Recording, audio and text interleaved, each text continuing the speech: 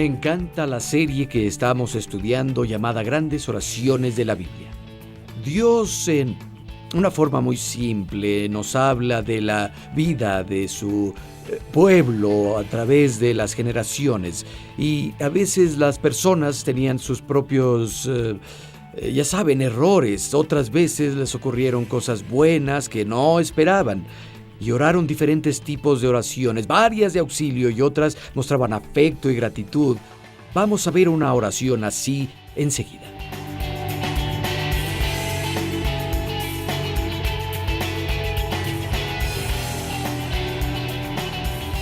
Por lo que hizo, Segunda de Samuel. Vayan conmigo, por favor, al capítulo 7. Vamos a ver una oración que hizo el rey David. Y considero que es una de las grandes oraciones de la Biblia. Segunda de Samuel, capítulo 7. Ahora es David quien dice: vivo en esta gran casa, Dios mora en esta tienda hecha de pieles de animales, quiero construir un templo en su nombre. Y el profeta Natán le dice: mira, haz lo que esté en tu corazón, David. Adelante. Pero luego Dios habla con Natán y él regresa y dice: oye, David, espera un poco, amigo. Dios dice que está bien que quieras construirle un templo, sin embargo, no vas a ser tú quien lo construya. Iba a ser su hijo Salomón quien podía construir el templo. Y en conexión con esto, Dios le dice: nunca le dije a ninguna persona que quería dónde vivir. Y luego le dice algo extraordinario a David: quieres construirme una casa, pero yo te construiré una casa a ti, David. Y le habló sobre prosperidad y las generaciones venideras, y le dio promesas impresionantes. Este es el escenario. Vamos a leer un poco de eso y llegaremos a una oración de David en respuesta a esas promesas que Dios le prometió a él. Segunda de Samuel, capítulo 7, verso 10. Natán le habla a David por el Espíritu de Dios. Dice: también voy a designar un lugar para mi pueblo Israel, y ahí los plantaré, para que puedan vivir sin sobresaltos y sin mudarse. Sus malvados enemigos no volverán a humillarlos como en el principio, desde el día que nombré gobernantes sobre mi pueblo Israel. Y a ti te daré descanso de todos tus enemigos, y ahora el Señor te dice que Él te construirá una casa a ti.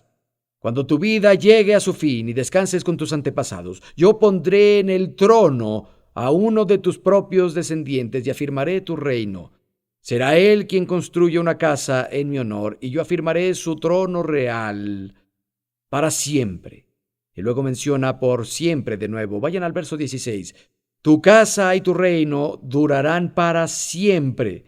Delante de mí, tu trono quedará establecido para siempre. Quiero leer el resto del capítulo. Tal como lo había recibido por visión, Natán se lo comunicó a David. Ahora encontramos a David orando en respuesta a estas grandes promesas. Verso 18. Luego el rey David se presentó ante el Señor y le dijo: ¿quién soy yo, oh Dios mío, y qué es mi familia para que me hayas hecho llegar tan lejos? Y como si esto fuera poco, Señor y Dios, también has hecho promesas a este siervo tuyo en cuanto al futuro. ¿Tal es tu plan para con los hombres? ¿Qué más puede decir tu siervo David que tú no sepas?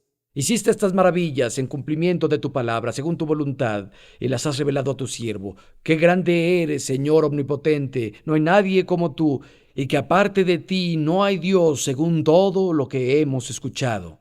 ¿Quién como tu pueblo, Israel?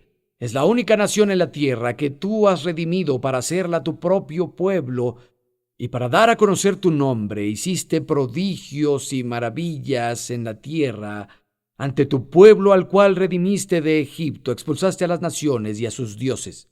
Estableciste a Israel para que fuera tu pueblo para siempre y para que tú, Señor, fueras su Dios.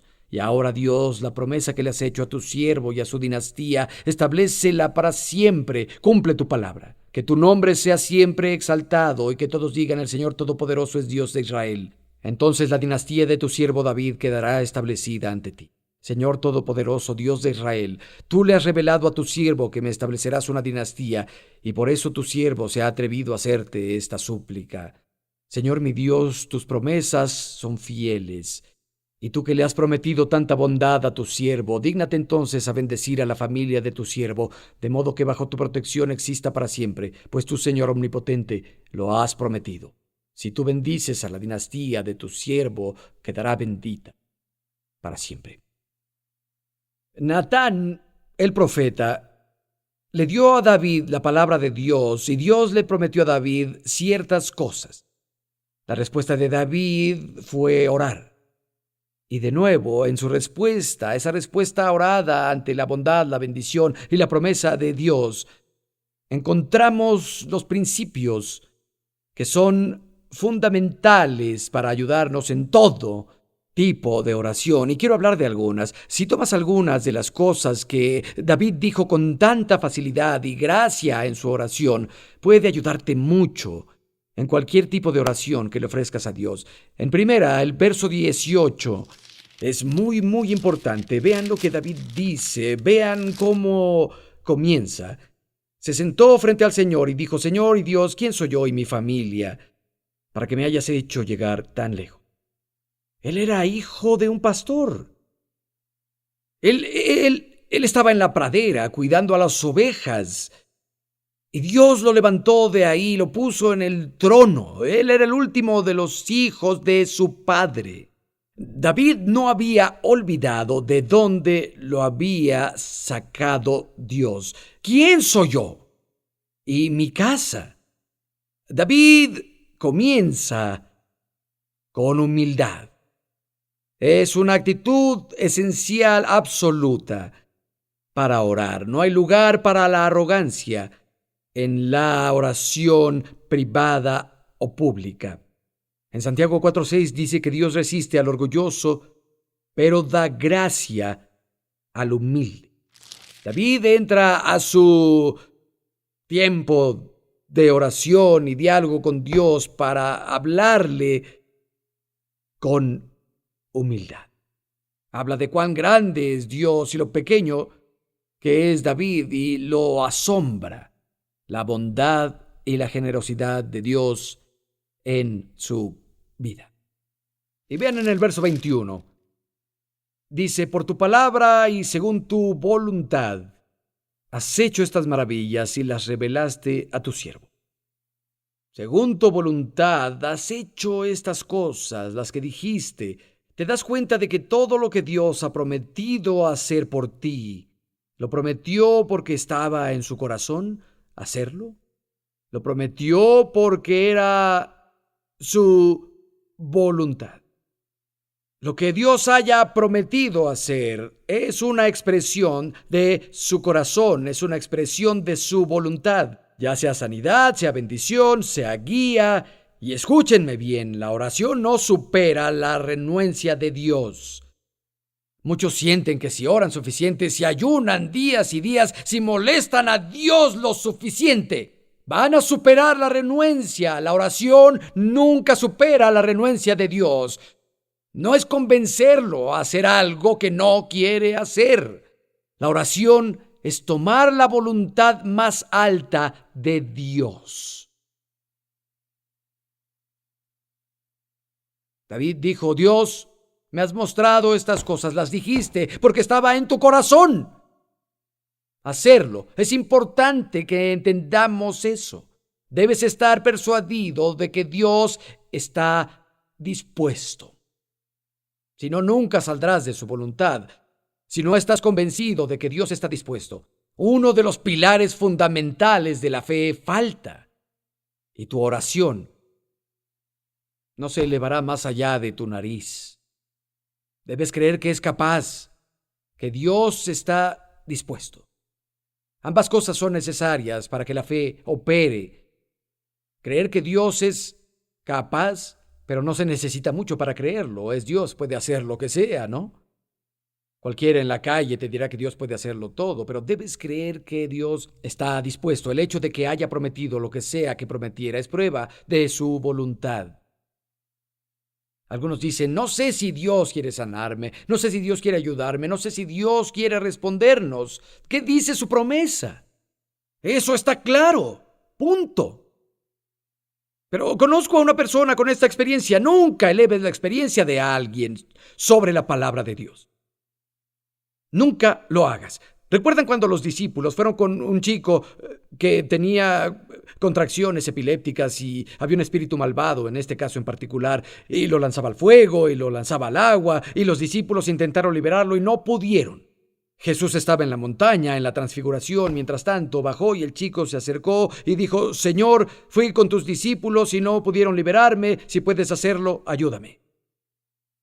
Y Jesús redarguyó a sus discípulos por incredulidad y echó al espíritu del chico y lo liberó. Si nos basamos en la experiencia, diríamos: mira, los apóstoles del Señor Jesucristo oraron por el muchacho y no lo sacaron. Prueba que no era la voluntad de Dios que el muchacho fuera libre. No es así. Jesús probó y demostró la voluntad de Dios, que el muchacho fuera libre. Y los discípulos luego dijeron: Señor, ¿por qué fallamos? Y él dijo: el tipo solo sale con oración y ayuno. No se prepararon. Lo único que prueba es que no estaban preparados espiritualmente para lidiar con el problema. Si nos basamos en la experiencia, si tienes a los apóstoles del Señor Jesucristo orando por ti, imponiéndote manos, uno de los 12 primeros apóstoles, y no pasa nada, no debe ser la voluntad de Dios. No, Jesús probó la voluntad. Su falla no probó nada. Escucha, ninguno de nosotros somos superhéroes, ¿verdad? Pero yo me esfuerzo. Por ejemplo, conozco el potencial que existe en la promesa y elevo mi experiencia al nivel de la promesa de Dios. No voy a bajar mi teología al nivel de mi experiencia.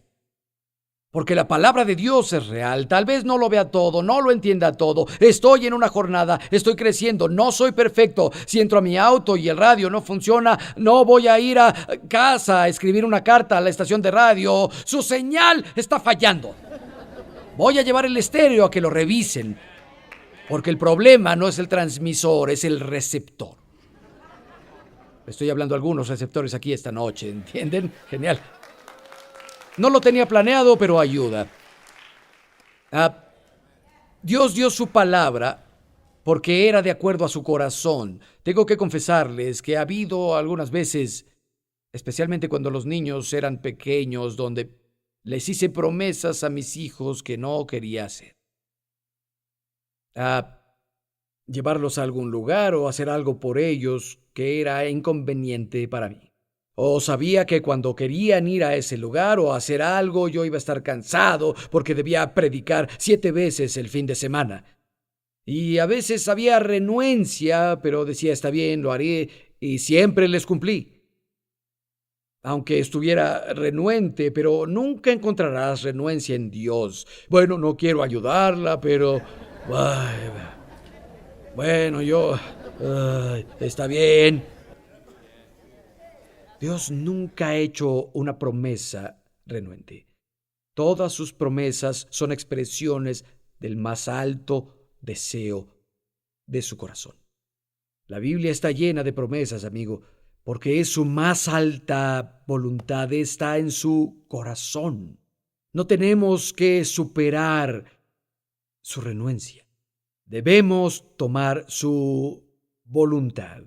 Ahora el siguiente par de versos 22 al 24, alaba a Dios y recuerda hechos pasados de Dios. Y vamos al verso 25. Vean lo que David dice: Señor Dios, la promesa que hablaste a tu siervo y a su dinastía, reafírmala para siempre. Cumple lo que dijiste. Bueno, Dios, hazlo, establécelo. ¿Sabes qué? Cuando oramos, Dios, sánala o cubre su necesidad. No es arrogancia. Aunque hay personas que dicen que sí. Recuerda a David que llegó con un espíritu de humildad y dijo: Dios, ¿quién soy yo? Y todo lo que dijo después salió de ese espíritu de humildad. Y vemos que aquí dice: Dios, lo que dijiste, hazlo, establécelo, haz que pase. No tenía el menor tinte de arrogancia ahí.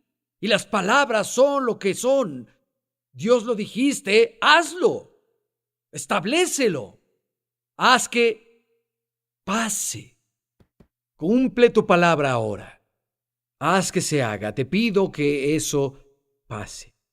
Verás, la palabra de Dios, las promesas de Dios deben ser recibidas deben ser tomadas por fe. Hebreos 11:33 nos enseña que las promesas de Dios se obtienen por fe. La fe es la mano que toma y sujeta lo que Dios te ofrece por gracia. Estaba leyendo ayer sobre Sutter's Mill. Cuando los niños eran pequeños, sus maestros los llevaban de paseo y yo lo hice con los tres, era chaperón. Íbamos al norte, dormíamos allá y luego pasábamos toda la tarde en Sutter's Mill. Allí es donde se descubrió el oro, lo que comenzó la fiebre del oro en California y cambió la historia, especialmente aquí en la costa oeste de nuestro país. Había un hombre llamado James Marshall, quien fue el primero que descubrió oro. Iba a construir un molino de Sutter y él lo administraría, pero nunca lo construyó porque encontró oro y eso se supo y el resto es historia. En 1848 descubrieron oro.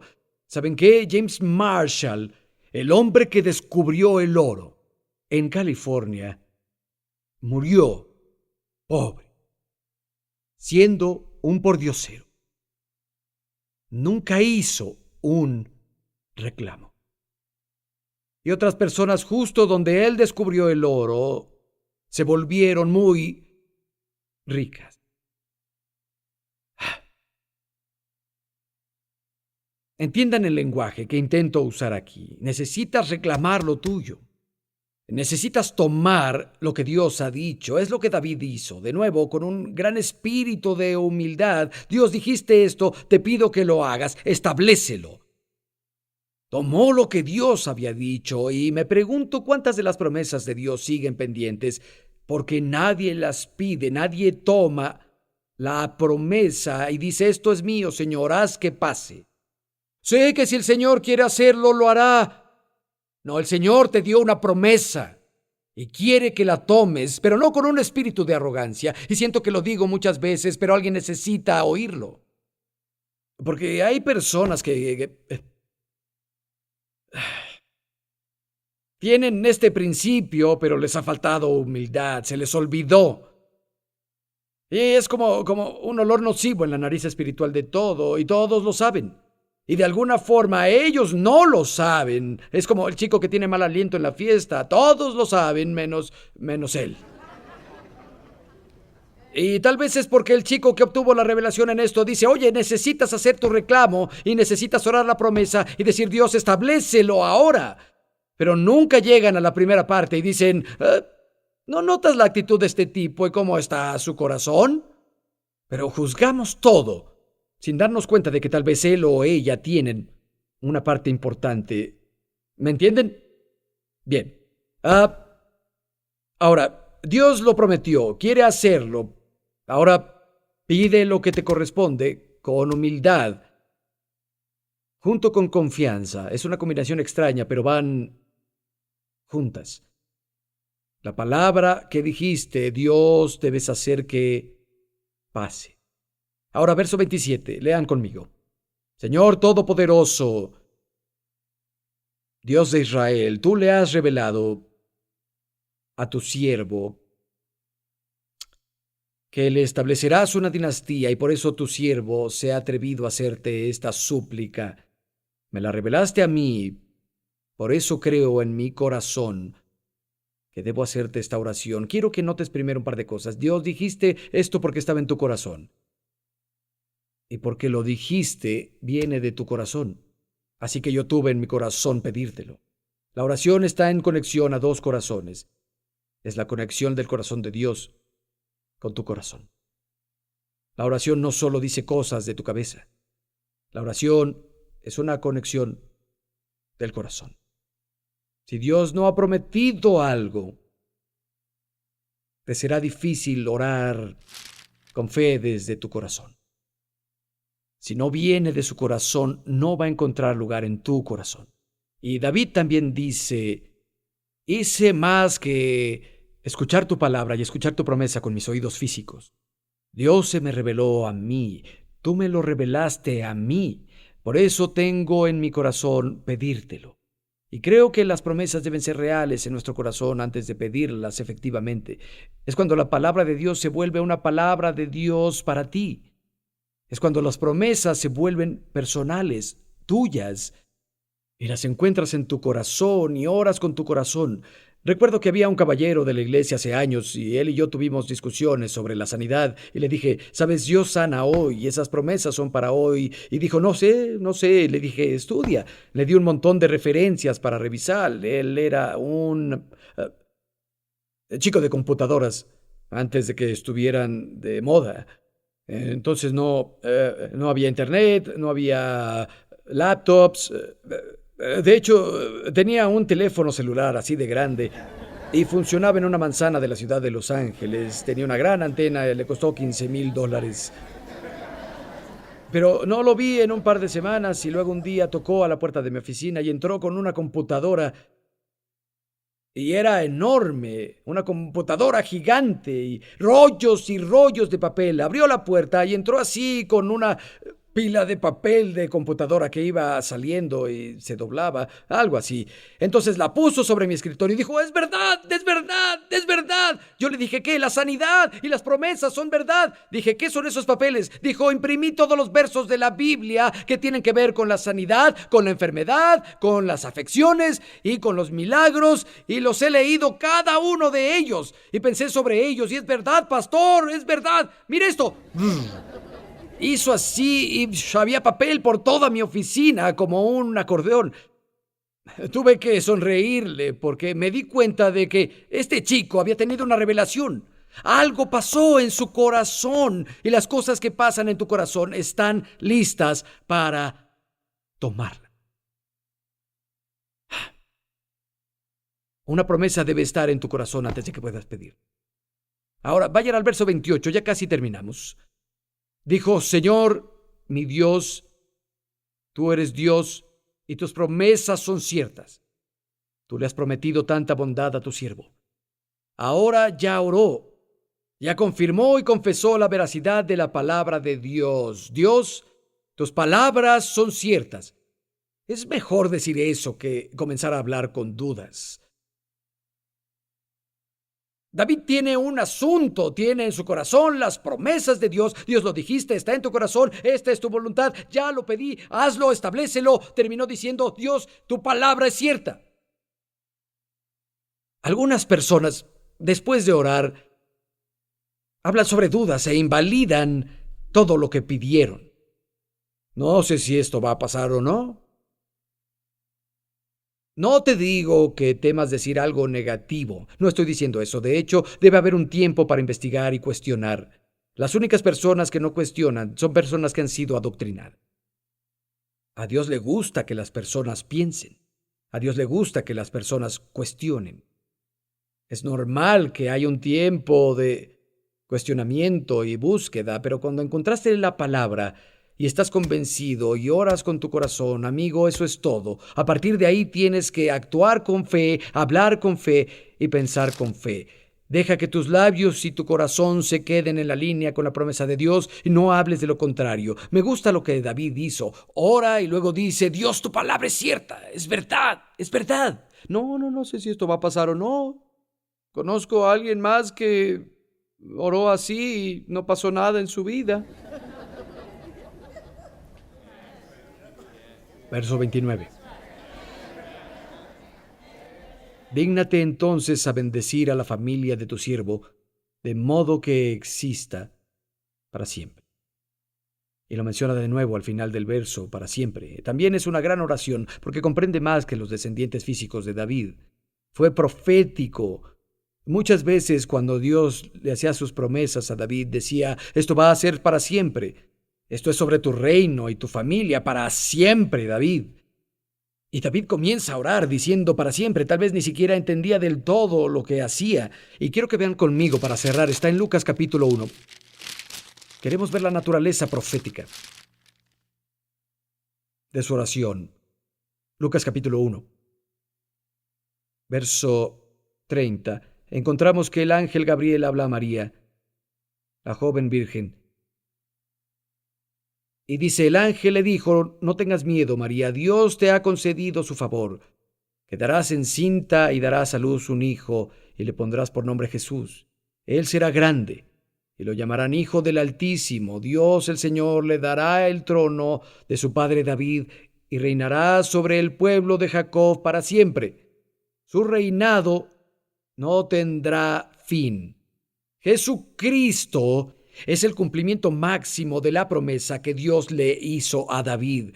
Y cuando David comenzó a decir: Dios, hazlo, y bendice mi casa para siempre, como dijiste, establécelo para siempre, el corazón de David lo buscó y se topó con algo más grande de lo que creía. Hay una profecía que se establece en ese momento. Y creo que a veces cuando oramos no nos damos cuenta, pero tocamos algo que es mucho más grande que nosotros.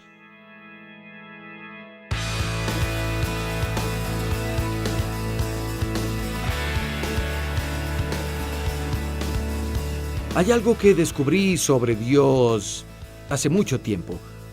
Él nunca desperdicia, pero a veces es extremadamente extravagante. Es posible, de hecho creo que Dios arregla todo lo que estoy haciendo ahora con tantas personas aquí filmando, las cámaras en acción, y hay muchas personas trabajando detrás de escena para llevarte esta transmisión. Dios hará todo esto solo para tocar tu corazón, solo para animarte, solo para que sepas que te conoce. Sí, eso es extravagante, pero así es Dios. Eres así de valioso para Él. Espero que llegues a entender el precio que Él pagó para redimirte. La sangre de su único Hijo Jesucristo, a quien resucitó al tercer día. Búscalo. No te arrepentirás. Hasta la próxima.